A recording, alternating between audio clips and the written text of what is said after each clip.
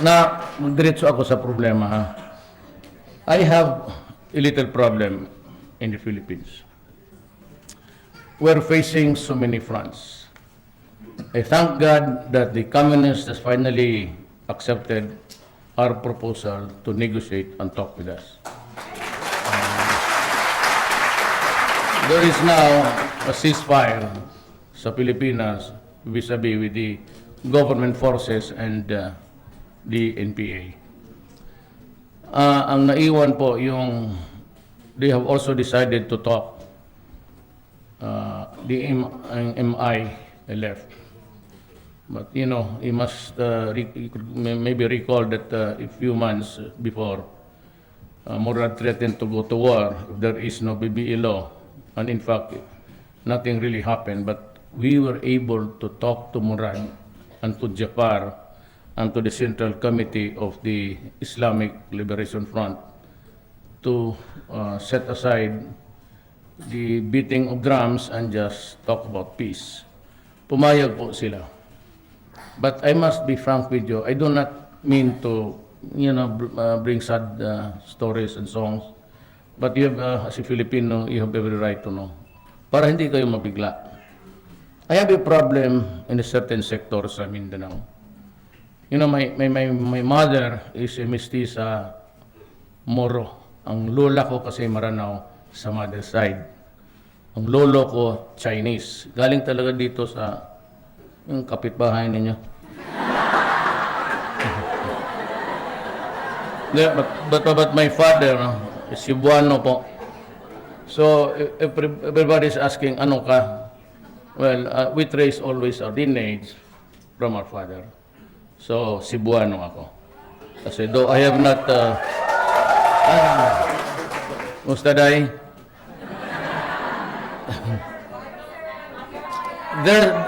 There's a book written about the Sugbuanons. Kami ang pagka-original ka, hindi ka magsabi Cebuano, Sugbuanon. The Hiligaynon is the Ilonggo. Yung Central Mindanao, yung tribe, Sugbuanon. Kaya yung taga Cebu magsabi, uwi ka, saan nga mag-uwi? Sa Sugbo. Ganon yan. Tapos yung Waray, then Bicol, Bicolano. Pero ang central is really Sugbuanon. But may ako dyan sa mga scholars na na-convince, and these are the dangerous ones actually, to join the ISIS. Yung mga scholar, when I say scholar, yun yung mga bata na nag-aral ng sa mga eskwelahan under the tablik. Yung tablik, makita mo yung haba ng beard talaga not even mustache. Tapos naka-all white palagi, naka-anong pare. Because na-convincing ko lahat, ang problema itong sector of the population of Mindanao, especially the younger ones, are allied now with the ISIS. And the ISIS is a very terrible outfit.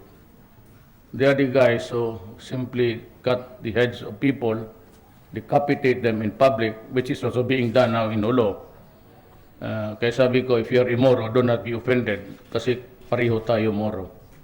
But it doesn't mean to say that I will go for this kind of shit. And you kill people for money and there's no payment forthcoming. You just kill them like chickens and goats. Mahirap yan. So I'm having a hard time dito sa... I would never agree to talk about peace that would include the Abu Sayyaf. Either you leave them out or walang istorya. I'd rather fight. As a matter of principle, I'd rather fight. I cannot talk about peace to a group almost, I do not want also to offend Islam.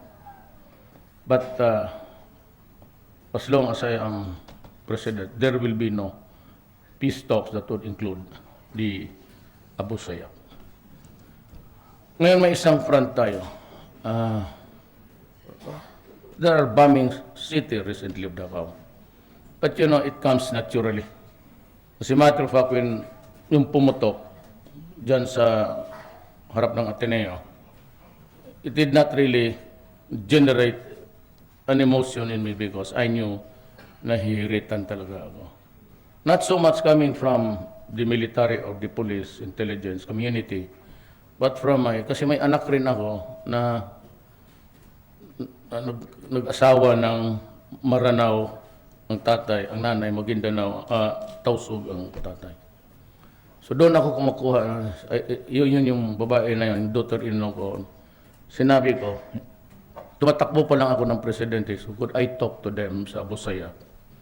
And publicly I said, I'm extending my hand in friendship. Can we just talk about stopping this carnage of innocent people?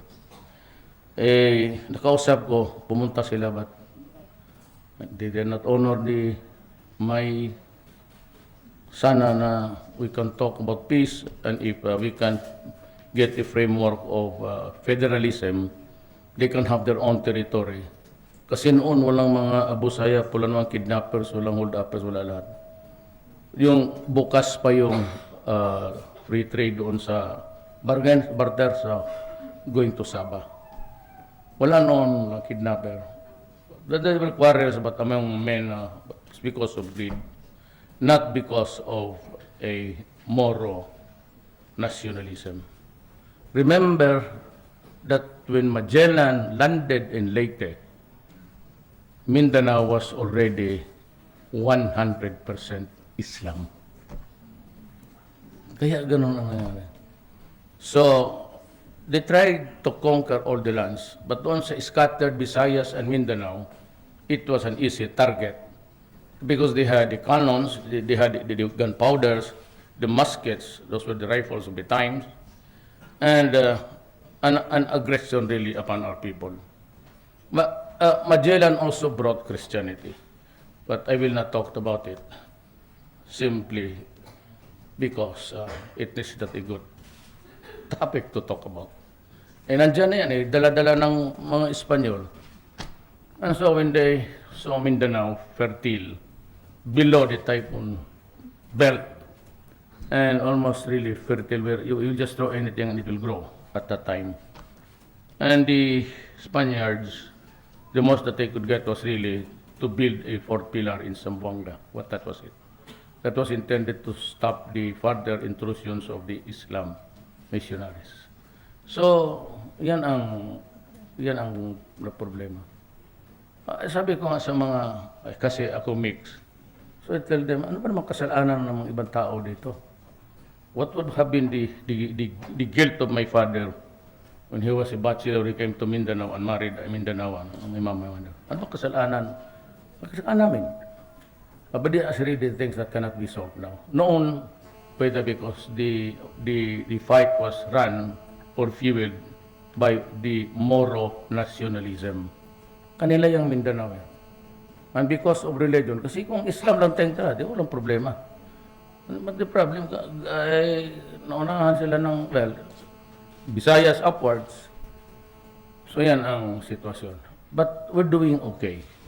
Except for the fighting down in Sulu, Basilan, we're okay. And government is winning. But let us not talk about whose victory it is because everybody loses in this kind of a setup. Civil War, talo tayong lahat. Now there is another problem na mabigat talaga. I came with a prepared speech. Basahin na lang ninyo ito. Bigay ko sa inyo.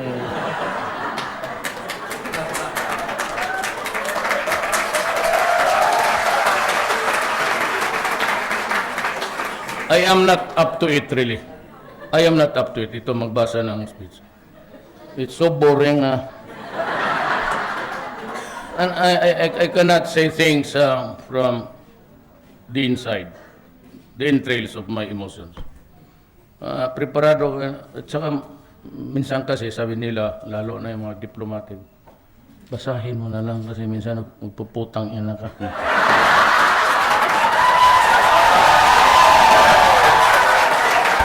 Well, I am really trying not to.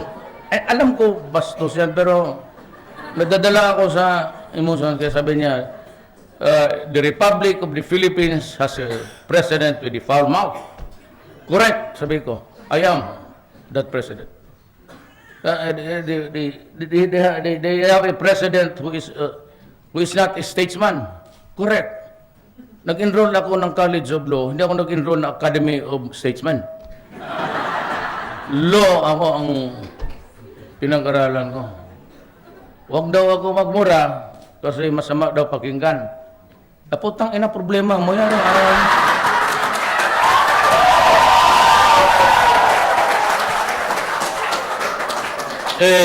Si Secretary Aguirre, Brad ko yan sa frat, sa San Beda. Alam mo noon, siyempre Brad, magdating kami sa kantin, ang salita kasi ng Davao, halo, Bisaya, pati Tagalog, pero diretso yan. Ewan, mag-uwi ako bukas, pero siguro mamalit pa ko ugma kayo, ako mapasalubong. Ganon kami. Kaya minsan, kaming mga Brad, kinakantsawan nila ako kasi Bisaya pati ano. Kaya minsan nagkainitan kami, sabi ko, putang ina. Kung ayaw ni, if you do not know how to talk in Bisayan, that is your problem, not mine. Better learn Bisayan. Ganon talaga.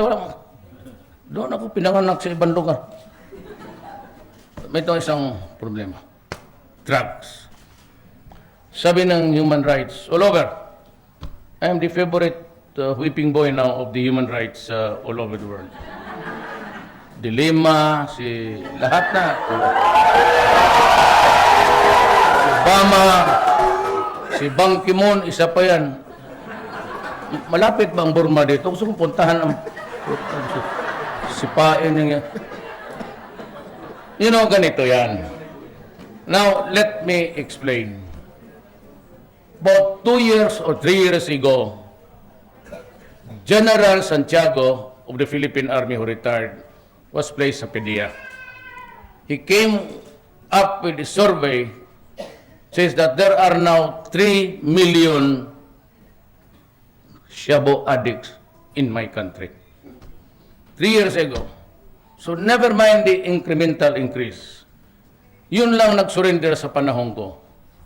Ilan? About 700. But we are still counting because araw-araw may nagsusurrender. By the end of the year, mag-abot ng 4 million yan. Now, when I attended the summit, ASEAN summit here, kasama ko si Widodo, the President of Indonesia. Sabi ko, ilan ang iyo? Sabi niya, about mga 4 million. But you know, Indonesia is a big country. Talagang malaki yan.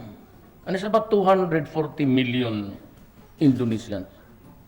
Now, if you compare it with the Philippines, na 100 million rather 400, it really bugs your mind. It's a boggling thing to imagine 3,700,000. Huwag ka na magdagdag ng iba. Kalimutan mo ng iba. I have a serious problem in my country. I know that it will destroy my country. And if I will not, or if I fail to interdict this problem, the drug apparatus of the entire gamut of the problem, I would have compromised the next generation of Filipinos. As it is now, it is a fractured generation. These 4 million, at the end of the year, are not contained in any kagaya ng Pandakan o Tondo. They are distributed all throughout the country. Ano ba involved? Naputang ina mga general. 11 generals. Barangay captains, almost about 35% of all are into drugs. Mayors, policemen, we estimate about 14,000. They are the policemen all over the Philippines. How do you suppose can we survive as a country? Hindi lang nila alam, nung mayor ako, sinasabi ko, at magprangka ako in front of the press.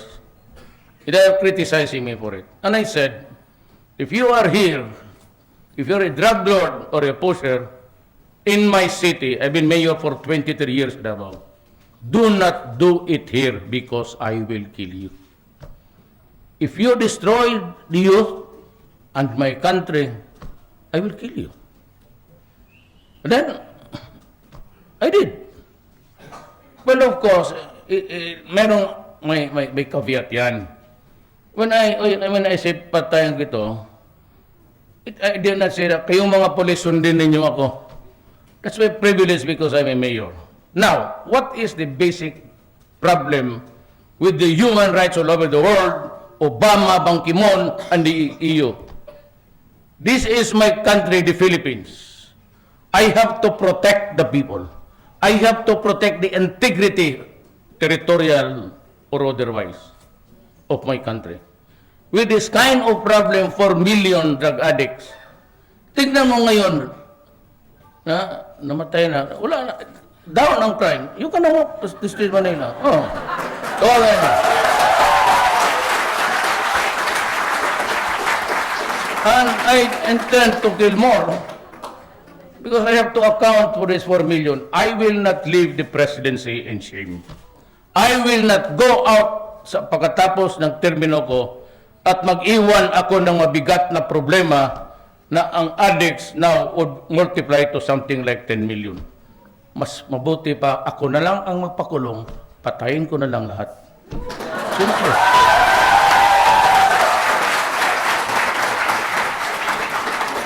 Total, hiwalay man ako sa asawa ko, and there are conjugal visits allowed in the Muntinlupa. You may want to visit me, girls only, walang bakit pasok doon na. Mahirap yan. Kasi bakla na ako noon eh. Ayaw mo bakla ngayon. So, what am I supposed to do? Now, itong human rights, let me lecture on you. Obama, Ban Ki-moon, EU, mga lawyers ng EU because they passed a resolution calling my attention. And even threatening me to face the International Court of Justice. Genocide.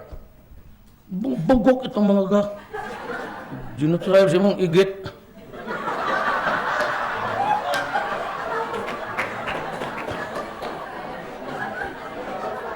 Genocide when you kill the Jews or one tribe, one sect, or belonging to the same religion, or a race. Bakit ako ba genocide? Patayin ko itong mga putang inan to. Walang ginawa kung hindi magsira ng bayan ko. Tapos genocide mo ako. Tarantado. And besides, let me now go into the meat of the matter. I know that there are foreigners here. Take note of this. In my country, are you taking notes?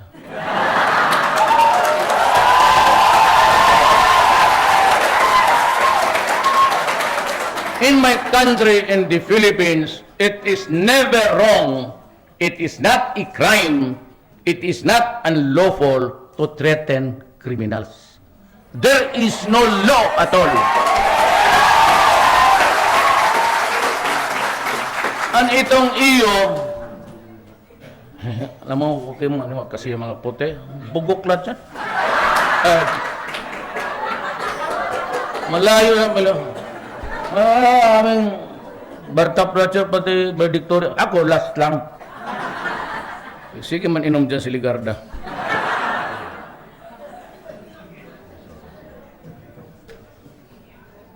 So, if you say in your resolution, there is that he was heard threatening people, the criminals, of killing them, if you want me charged, the best thing that you could do, you idiots, is go to my country and find out if there is a law in the penal statutes which says that I am liable for this act. If I cannot be liable in my country, why are you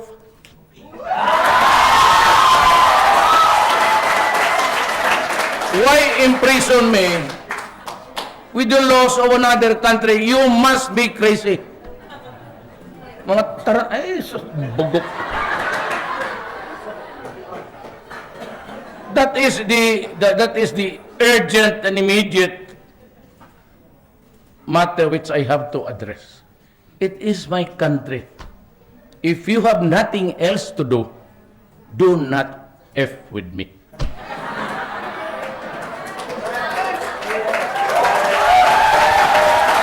At least civilized F lang.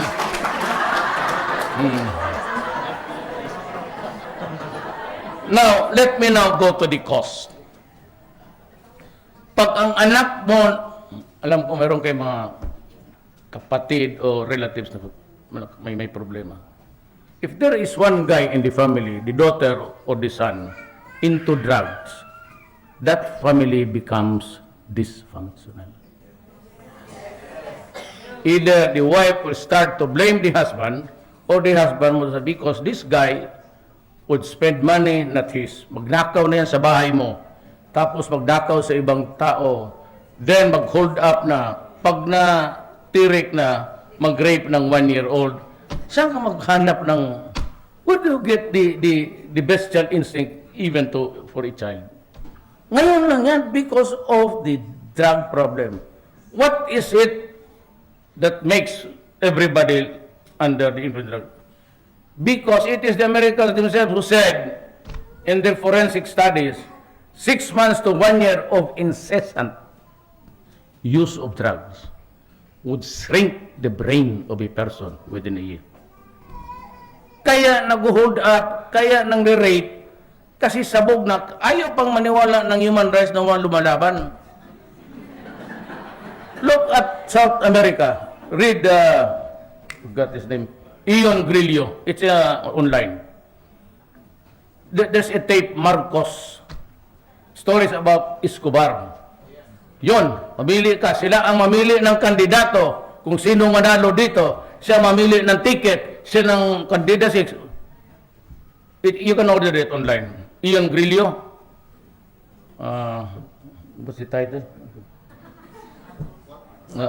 Kalimutan. But it's something about South America. My God. Warlords. Now, the Philippines, sadly, has entered the narco-politics ngayon. Why? I said because most of the barangay captains and the mayors and governors on a local level, policemen.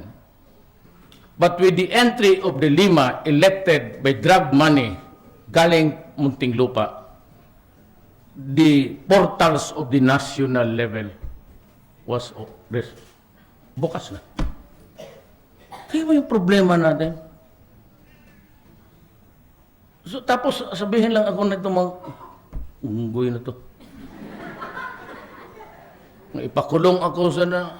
Instead, itong Amerika, they knew the magnitude of the problem. Instead of going forward to help us, itong mga human rights, pati itong State Department, pati itong EU, started to criticize me sa human rights. O ito si Duterte, why does he have to kill them? Why don't he just build hoy, mga loko-loko. I am operating under a budget that was prepared by Aquino. You must remember that I became mayor sa June election. The one who prepared this year's budget was President Aquino, and which was prepared the other year.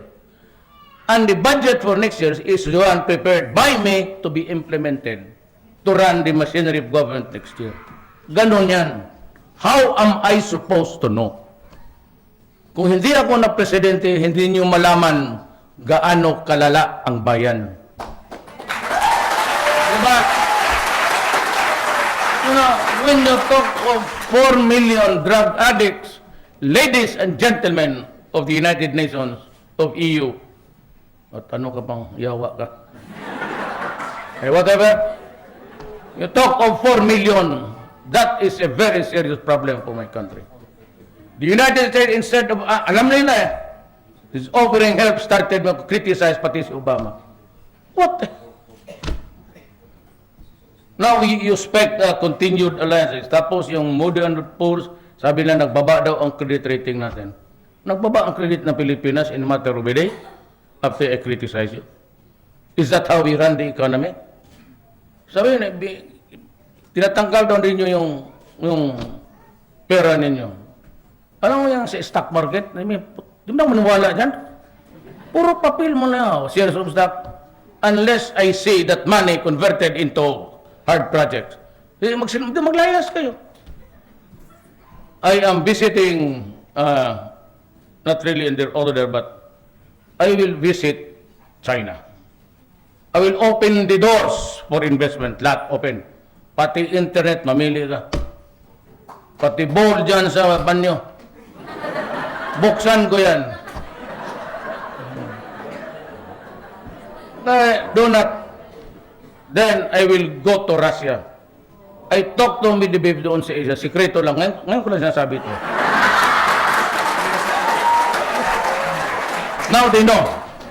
Kalaban na lang Russia, sabi ko that I expect, by the way that things were evolving in that summit, I knew that, it's something that's not good. So siniguro ko na. Sabi ko, Mr. Prime Minister, I've always wanted to ask for your help. They might touch the economy, they might do something. I know because that is what they do of countries that are really weak and under their control. Sabi ni Medvedev, visit Russia and we will talk formally. So I'm serving notice now to the Americans and to those who rally. I will maintain the military alliance because there is an RPU pact which our country signed in the early 50s. But I will establish new alliances for trade and commerce. And you are scheduled to hold war games again, which China does not want. I would serve notice to you now that this will be the last military exercise. Jointly, Philippines, US, the last one. Ayaw ko lang mapahiya si Defense Secretary ko. Then I will not join any patrol in the China Sea. Na ships belonging, gray ships yung battle ship. Ang white is the Coast Guard. Ang warship, they call it the gray ships. There will never be an occasion that I will send the gray ships there. Not because I am afraid. Not because takot ako. Anyway, I have this ruling of the International Arbitration Court which says that yung South China Sea, the entitlements there are ours. Let me just explain para maintindihan ninyo. Gusto niyo makinig pa? Kumain na kayo? Pwede tayo hanggang alas 4 dito?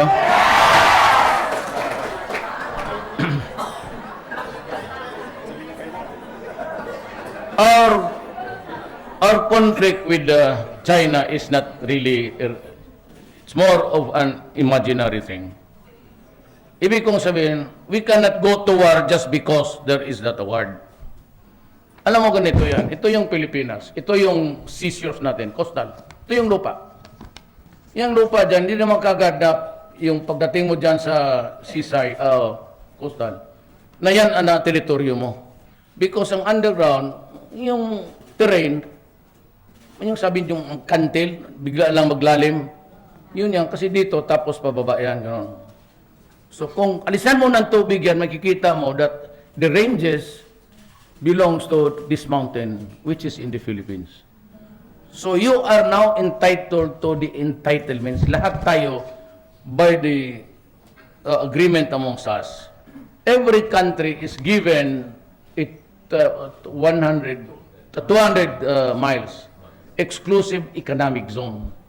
Meron rin lahat binigyan, meron ganon. So tayo, ang territory natin is 12 miles. Yan talaga. Ito, open seas na to. But the marine life, the isda dyan, atin dyan because it belongs to the continental shelf of the Republic of the Philippines. Ganon yan. But hindi tayo pwede because there are only two. Either we go to war or we talk. Hindi natin kaya ang China. Sasabi ko sa, even with the help of America. So, we talk. Sabihin mo sa akin, oh, Duterte, bakit? You are abandoning now the award. You are not forgetting that. There will always be a time to reckon the thing with. When that time comes, sabihin ko sa China, ito yung amin. I will talk to you, but I will not go out of the four corners of the speaker. Pero it is not the time to die. I am not ready to commit the soldiers of this country just to be massacred. And besides, tangina, ang battleground, ang Palawan. Naluko na, kung dahil natin doon sa San Francisco, okay ako. Rin China, mamili kayo na, pew dyan. Pero mag-away tayo, tapos gawin mo ang battleground, paalisin ko, pati ang Amerika, umalis ka dyan. Bakit mo gawin warming deck itong aking bayan? Yan ang sitwasyon. So, sabi nila, plano raw ang CIA na patayin ako. Sus Mario Josep, Ginoo. I did not even, until now, I cannot even believe that I'm the mayor. Bigyan mo muna ako ng panahon mag-isip, ako, presidente. I've been mayor for 22 years, kaya ang tawag, sabi ko nga sa kanya, you call me mayor. Do not call me president. Nakukurnihan ako. There are many changes in my time.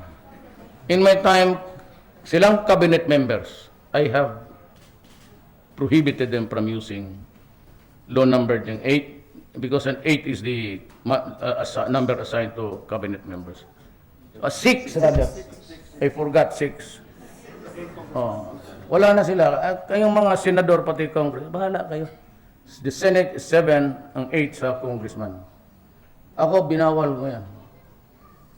Pati yung ayaw na ito, kung nandiyan yung mga security. Kapo yan sila, magsunod-sunod, bagi saan ka.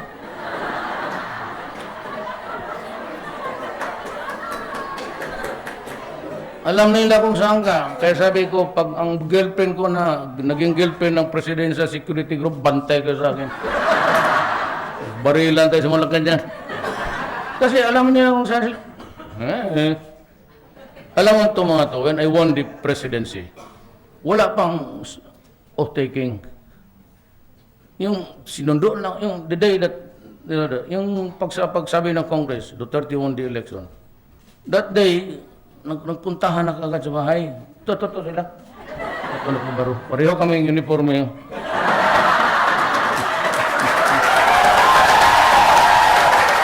Mga sundalo natin, Marine din isa. Si Rolly Bautista was the task force basilan. Here's my friend, si Digoy, here as my senior military aide. Ano dito? It's fine. Si Sunshine, si Tausug. Police ito. Siya ang aide ko.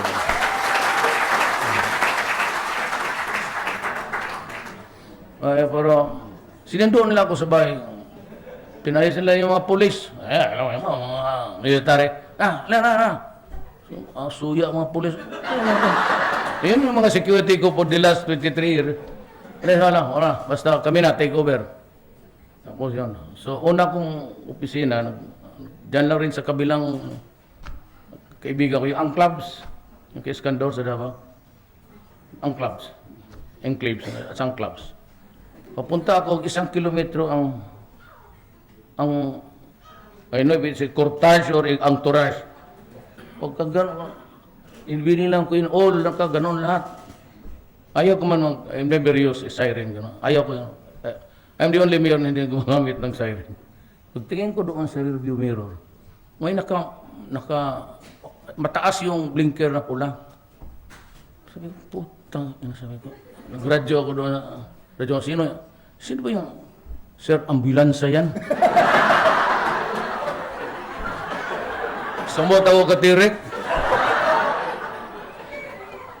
Tapos, gusto kong, kaibigan ko lang si Rolly. I know him because he was assigned he earned his post as a general.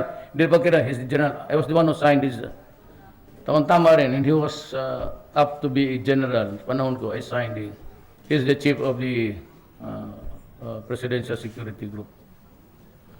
But anyway, sabi ko sa kanya, kung ganun lang naman, magkuha na lang kayo ng punerarya para kumpleto yung linya natin. Pag nabaril ako dito, lipat ako sa ambulansya. Kung hindi na ako humihinga, di lagay mo lang rin ako doon sa kabaong sa punerarya.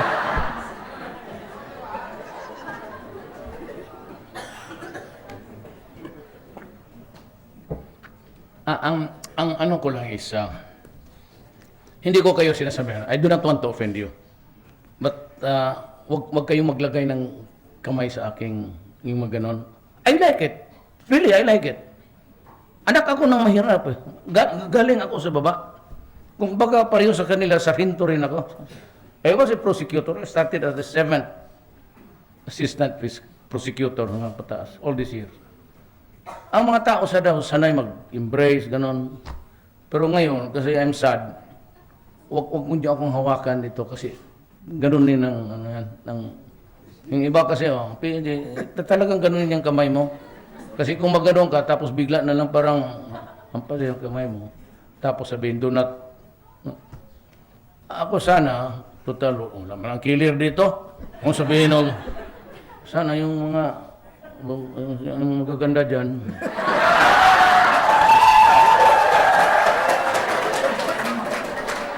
At least magtanong sila, ano ang nangyari doon sa Vietnam? Yung lahat na Pilipina naman doon, medyo na-embrace ko. Now, let me give you the staggering economic impact now. Drugs. Wag na yung 700s of thousands na surrender sa panahon ko. Let's stick to the original survey of Johnson Charo. Here comes.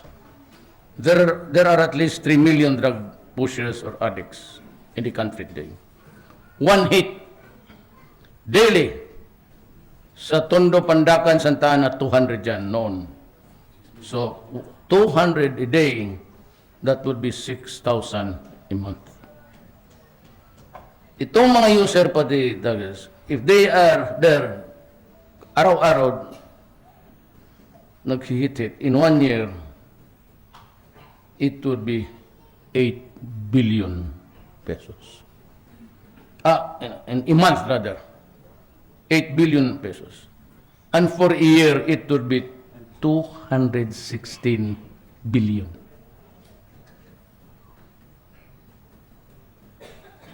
Kayong nagdigos dito, walang nakaabot na ganung. No, it is never wrong. Ako sinasabi ko sa mga military pati police. My orders, hey guys, listen. My orders was go out and hunt for them. And if you find them, apprehend, arrest them. And if they offer a violent resistance upon announcing your authority, they offer a violent resistance, and you think that your life is in danger, in jeopardy, pati ikaw mamatay, you also would be included in the funeral parlor. Shoot and kill them. That is my order. That is legal in any country. When I say that I will kill you, if you destroy my country, I never said I was launching a punitive police action. I use the word, I am declaring war against the drug syndicate. So look what happened. Kung hindi ako na presidente, hindi talaga ninyo malaman ang totoo. Because even I myself, when the reality was there, when I became president, started to squeeze everybody, then you saw the hundreds of thousands surrendering to the police. I was really horrified. Baski kayo nakita niyo sa mga barangay naglinya, hundreds of thousands. And this Bama Bangkimon, and you must be joking. Whether you are there or not, the campaign against drugs in the Philippines will continue, and it will be relentless. And I will not count the dead bodies. I will just say, continue to destroy the drug apparatus For if you do not do it, it will destroy our country. Make your choice. And the military has understood that. Because we share the same data. So, that is my report to you. It's not really. Now, what? So why? Alam mo, there are millions of Filipinos outside of their country. They are spread all over. Kayo dito, OFW, overseas workers. Plenty sa Middle East. Both husband and wife. The wife is in Qatar. The husband is in the Saudi Arabia. They work their ass to death to support the schooling and food for their children. They remit money to the Philippines, to their families. But only one day to hear that his daughter was raped and found dead, or in a different family that his son was soaked into drugs. And for all of his sweat and toil, it boils down to grief. So, do not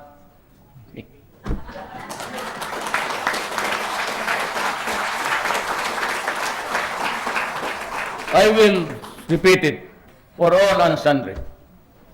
In this fight for my country, I put at stake on the table my honor, my life, and even the presidency. If he wants to say to impeach me, fine, but solve the problem. If Congress may say you should go because you are like what Obama said and Ban Ki-moon, okay, make it legal and I'll go. But solve the problem. But if you cannot guarantee me, then there will be trouble in this country. Eh bakit ko ibibigay sa inyo puro in hotel? Tignan mo lang. Magprangka ako. When Dilima raided yung Muntinlupa, naka battle gear siya. Garbo, the senior aide of Senator Rojas at that time, was inside.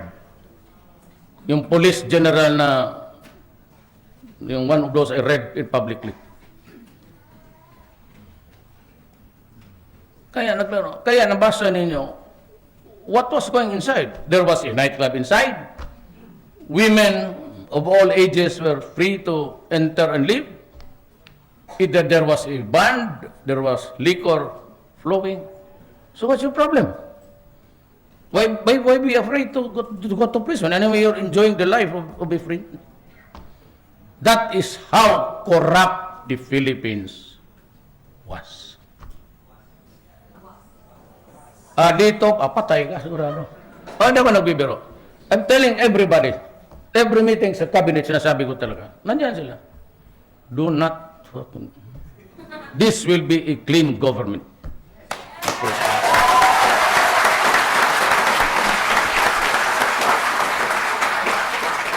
And let us give the Filipino a respite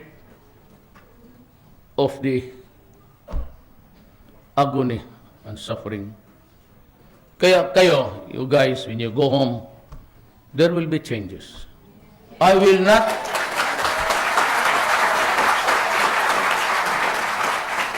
there will be no more harassments in the immigration and customs. I will not allow that. I will not allow that. And itong mga BIR, mga wala na to. It would be a thing in the past. Ang hiningi ko lang sa inyo, just let me know. No need to give me your name. Just tell me who is the son of a bitch in that office and I will take care of him.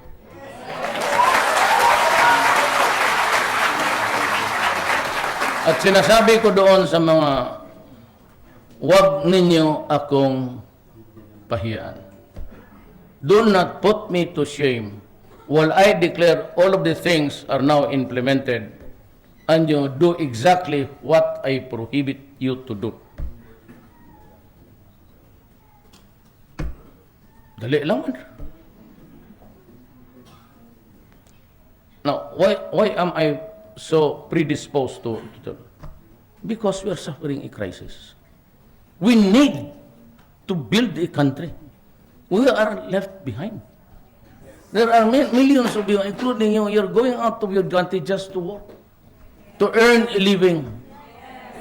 Tapos, ganunin mo, then you do this to my country, my God. I will not allow you to exist even for 1 minute. Just to be very, very brutally frank with you. I am not a killer, but if you want me to be one, so be it. There's really no problem. A lot of improving, a lot of new cemeteries. They call it a park, heavenly. There was one heavenly, something heavenly place. You go there. 216 billion. And they wanted me to build a rehabilitation center. I do not have that money because the president who allowed it also to bloom never expected that it would cost us 216 billion for food, education, health. So what's the lesson? Sige. You imagine the three. Magtindig kami dyan. Nanonood ba kayo sa debate? Was I good? Yes! Kung hindi ako na presidente, anong nangyari? Yan pag-isipan niyo. I ran without money. For the entire island of the Philippines, I did not even have one barangay captain outside of Davao City. Wala akong congressman isa except yung nephew ko sa Davao, yung anak ni Nograles. Kalaban ko. Wala talaga. Walang governor except Aimee Marcos and si Abet Garcia ng Bataan, pati sa sino ang taga-Agusan dito? Agusan del Norte. Nanalo ako sa Agusan del Norte. I won by about 1,000. Bakit? Just tell them bakit.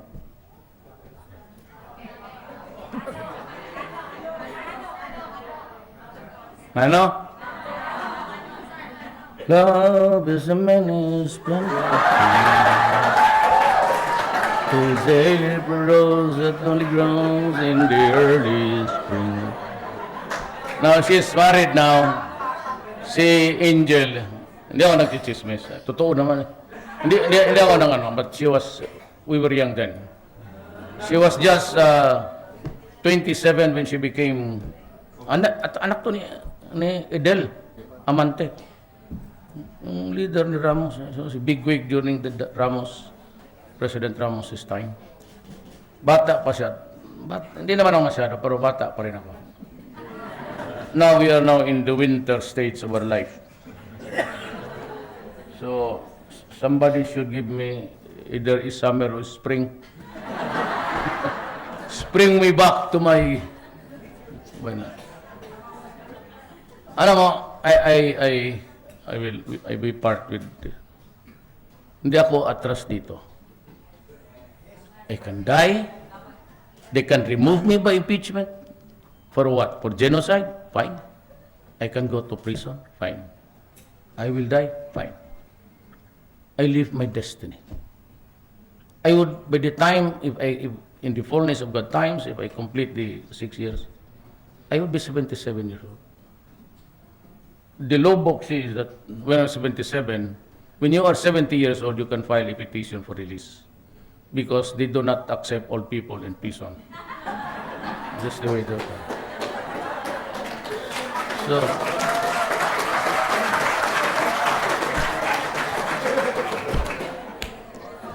now, bakit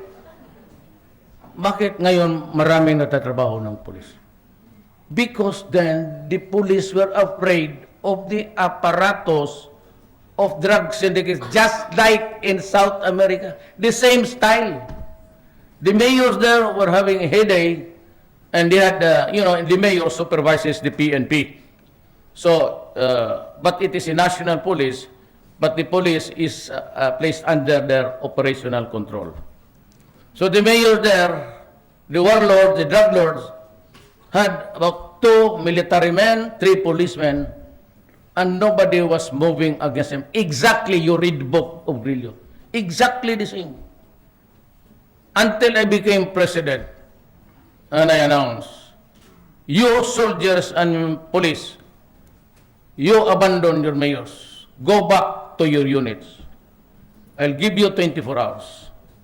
You drug lords, your mayors, I mentioned the name, surrender within 24 hours or I will kill you. Hindi nag-surrender ang mga gago, mga hambugiro yan.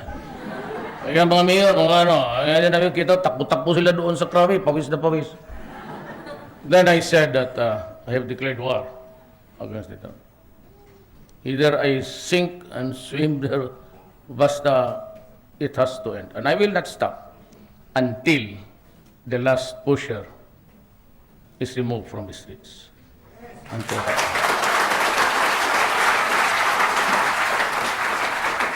if that is the only thing that I will do in this world now, I will do it. I said, I'm ready for anything. For after all, I never really expected to be president. But I got 15 million, 6 million majority from my nearest opponent. Why? Gwapo ako. Hindi naman ako tisoy kagaya kay Senator Cayetano. Why? Why? I may be popular in Davao. I've been a congressman there one term. I was also one term vice mayor ng anak ko yung si Inday ng bugbog ng sirip. So, then was a prosecutor for 10 years and a mayor for 23 years. That's my political investment. Outside of that, wala. Why did I win? Why? Tell you. It was in the messaging. Galit ang tao na walang ginagawa sa gobyerno kundi mangurakot.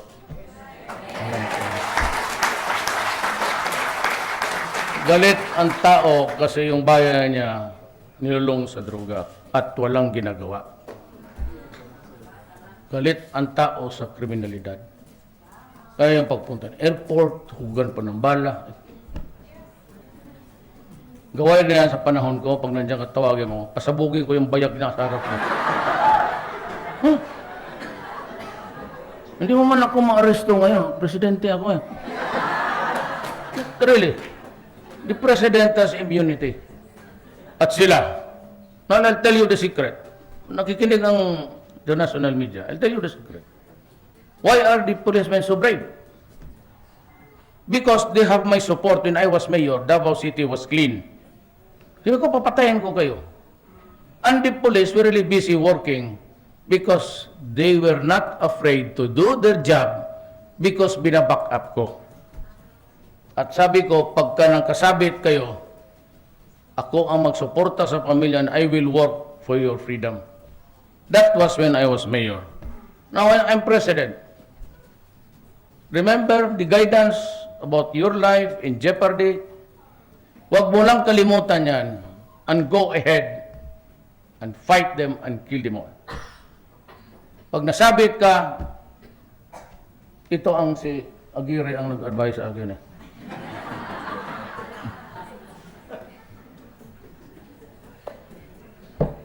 Kaya kasali ito sa co-conspirator. Di pa ako president, sabi niya, ito. Masa namin dalawa, ay mag-classmate eh. Under the powers of the president of this republic, Philippines, can grant pardon to criminals, conditional or absolute, and can grant amnesty with the concurrence of Congress. Sige, pagkadon. Pag sabi, sir, sabit kami, multiple murder. No problem. Get your copy of pardon, it's pre-signed. Pardon is hereby granted. Nandiyan sa Constitution. It does not even say for 5 times only a month. Wala. It does not even say except to himself. O di pag-alis ko, pag panahon ng pardon is hereby granted to Rodrigo Duterte for multiple sign Rodrigo Duterte.